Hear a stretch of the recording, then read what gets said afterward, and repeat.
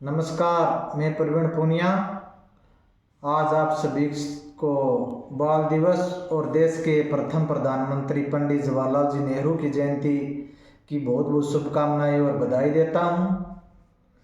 आज के दिन 14 नवंबर को हम बाल दिवस के रूप में भी मनाते हैं, क्योंकि आदरणीय नेहरू जी जो देश के पहले प्रधानमंत्री थे, उनको बच्चों से बहुत ज़्यादा लगाव था। और जितना मैं समझ पा रहा हूँ, उस लगाव की वजह यह भी हो सकती है कि उनकी इकलौती बेटी इंदिरा प्रियदर्शनी नेहरू जिस वक्त बचपन में थी, तब नेहरू का अधिकतर वक्त स्वतंत्रता से संग्राम की सभाओं, आंदोलन करने और जेलों के अंदर बीता।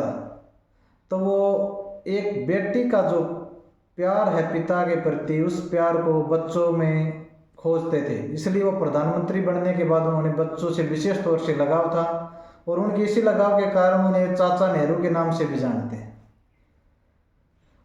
उन्होंने देश के स्वतंत्रता आंदोलन में बढ़ चढ़ के हिस्सा लिया।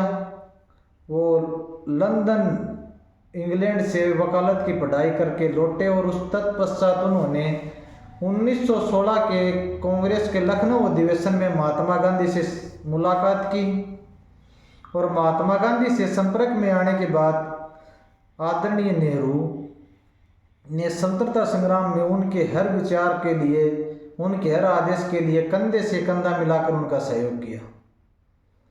इसी दौरान 1920 और 22 के बीच उन्होंने 2 बार जेल की यात्राएं भी की, और उन्होंने जेल यात्राओं के दौरान अपनी बेटी इंदिरा के कुछ पत्र लिखे, जिन पत्रों को आगे चल के 1929 में पिता के पत्र बेटी के नाम के रूप में एक हिंदी किताब के रूप में छापा गया, जिसे पढ़कर हमें महसूस होता है कि नेहरू अपनी बेटी के लिए जितने इमोशन थे, उतने ही वो देश के प्रति अपने मन में उठने वाले विचारों को इंदिरा जी के साथ साझा करते थे, उन्हें बताते थे। जिस वक्त देश आज़ाद हुआ, उस वक्त महात्मा गांधी ने अपने उत्तराधिकारी के रूप में देश का प्रधानमंत्री बनने के लिए नेहरू को चुना, और लगातार 17 सालों तक प्रधानमंत्री रहते हुए नेहरू ने महात्मा गांधी की इस फैसले को सही साबित किया। 1947 का भारत एक ऐसा भारत जिसके बारे में दुनिया की तकरीबन सारी बड़ों इकोनॉमियों को मानना था कि ये देश बर्बाद हो जाएगा, 5 या 10 साल से ज़्यादा ये देश नहीं बचने वाला। उस देश का प्रधानमंत्री बनना कोई मजाक नहीं था, एक बहुत ही साहसिक काम था। और उस देश का प्रधानमंत्री बना जिसको यूएसएसआर ने मदद देने से मना कर दिया, यूएसए जिसे आर्थिक रूप से कोई सहयोग नहीं दे रहा। ग्रेट ब्रिटेन ने साफ कर दिया था कि हम आपको साथ किसी भी तरह का कोई संबंध नहीं रखना चाहते।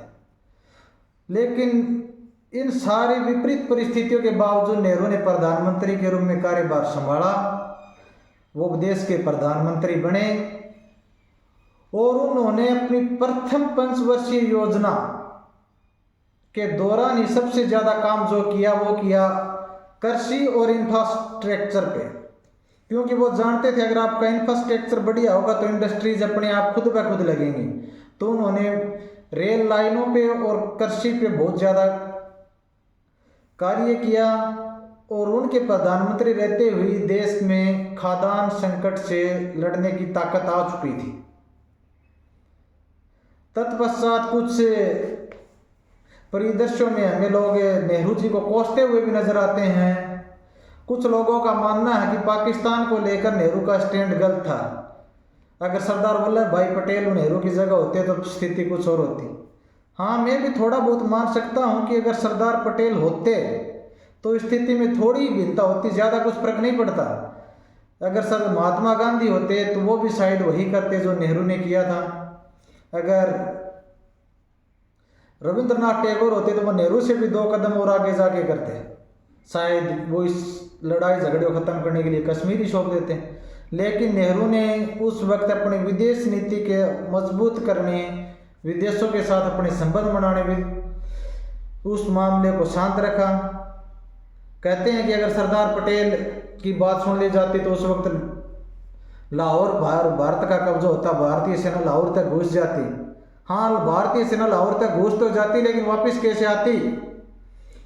क्योंकि अमेरिका ने उस वक्त मार्शल प्लान के लिए पाकिस्तान को $45 बिलियन की मदद दे रखी थी।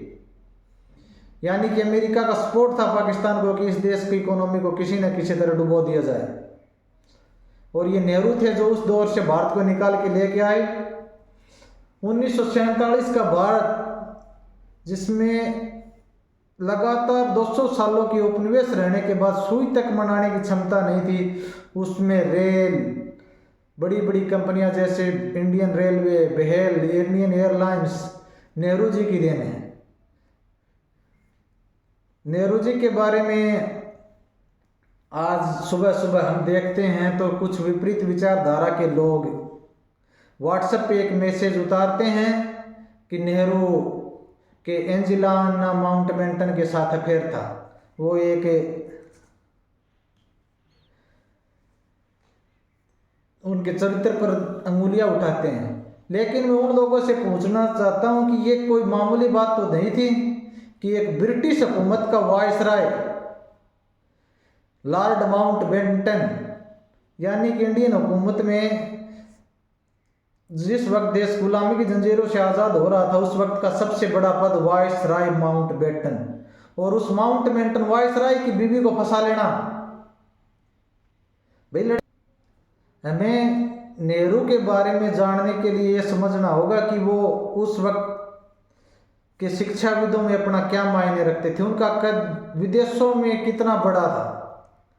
वो देश के स्वतंत्रता संग्राम के संभवतः ऐसे सेनानी थे जिन्होंने भगत सिंह की आज़ादी के लिए भी ब्रिटिश हुकूमत से जंग लड़ी, भगत सिंह से मिलने के लिए जेल गए, जो बाल गंगाधर तिलक की शव यात्रा में भी शामिल हुए, जिन्होंने जलियांवाला बाग पर भी खुल के लिखा, जिन्होंने असहयोग आंदोलन के दौरान भी महात्मा गांधी का साथ दिया, जिन्होंने 1929 के लाहौर अधिवेशन में पूर्ण स्वराज की मांग रखी, जो देश को जीरो से निकाल करके दुनिया के नक्शे पर एक पहचान बनाई और भारत को अपनी अंतिम समय जब 27 मई 1964 के दिन नेहरू ने अपनी आखिरी सांसें ली, उस वक्त वो भारत को एक ऐसी स्थिति में छोड़ के गए थे जहां से देश को धीरे धीरे डेवलप करके और आगे पहुंचना था। वो देश को तकरीबन हर तरीके संकट से निकाल के दुनिया के नक्शे पर एक पहचान दिला के जाने चले गए थे 17 सालों में। 200 सालों की औपनिवेशिकता के बावजूद नेहरू इस देश को जो देकर गए, नेहरू ने इस देश के लिए जो किया, उसके बाद मेरा तो मानना यह है कि नेहरू एक बहुत ही समझदार और बेहतरीन किस्म के नेता थे और संभवतः स्वतंत्र भारत के सबसे ताकतवर और सबसे ज़्यादा योग्य प्रधानमंत्री थे, जिन्होंने उस दौर में भारत का लगातार 17 सालों तक नेतृत्व किया, इस देश की जनता को अपने भरोसे में रखा और उनके भरोसे पर खरा उतरने के लिए कार्य किए। हमारा भी सौभाग्य है कि 1950 के दशक में जिस वक्त देश का संविधान तैयार हो रहा था, देश आज़ादी के बाद एक नई दिशा की तरफ चल रहा था, उस वक्त हमें जो नेतृत्व करने वाले नेता मिले वो इतने पढ़े लिखे थे कि जितने आज की अगर 545 की पार्लियामेंट में देखा जाए तो कोई 8-10 को छोड़ दें तो उनके लायक पढ़ा लिखा नेता नहीं मिल सकता। पंडित जवाहरलाल नेहरू, डॉक्टर भीमराव अंबेडकर, सरदार वल्लभ भाई पटेल, मौलाना अबुल कलाम आज़ाद सरीखे जो नेताओं ने इस देश को दिशा दी, उन्होंने इस देश के कानून निर्माण में जो कार्य किया,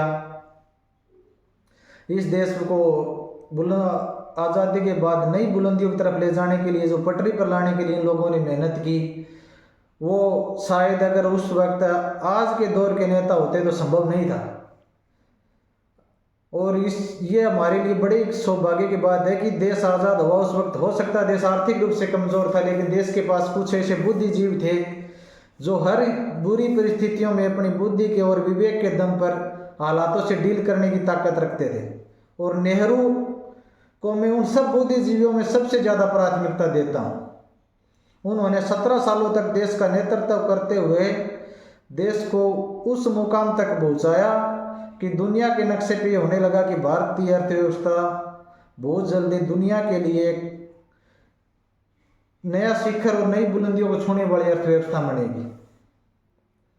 इसलिए मैं कहता हूँ, जो भी लोग नेहरू को कोसते हैं, जो नेहरू के बारे में अनाप शनाप कुछ भी बोलते हैं, ये वही लोग होते हैं जिन्हें नेहरू के बारे में तो कुछ नहीं पता, लेकिन जो एंजेलिना माउंटबेटन के बारे में जानते हैं।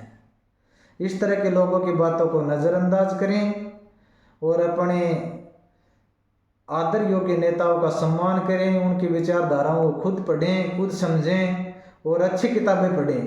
नेहरू द्वारा लिखी हुई कुछ किताबें जैसे पिता के पुत्र बेटी के नाम और द बॉर्कन विग, इस तरह की नेहरू ने तकरीबन अपने जीवन काल में 14 किताबें लिखी थी। इंडिया, इन सब चीज़ों को आप पढ़ेंगे और पाएंगे। और अगर आप वर्तमान परिदृश्य में नेहरू के बारे में जानना चाहें तो पीयूष बेबेल की किताब नेहरू मिथक और सत्य को भी पढ़ सकते हैं।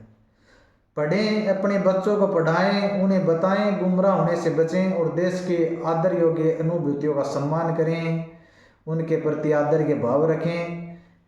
इन सभी के साथ आज की हम आपसे विदा लेते हैं। एक बार पुनः आप सभी को बाल दिवस की शुभकामनाएं। पंडित जवाहरलाल नेहरू की जयंती पर उन महान अनुभूति को मेरा सादर नमस्कार, सादर नमन, सादर श्रद्धांजलि। आप सभी को भी नमस्कार।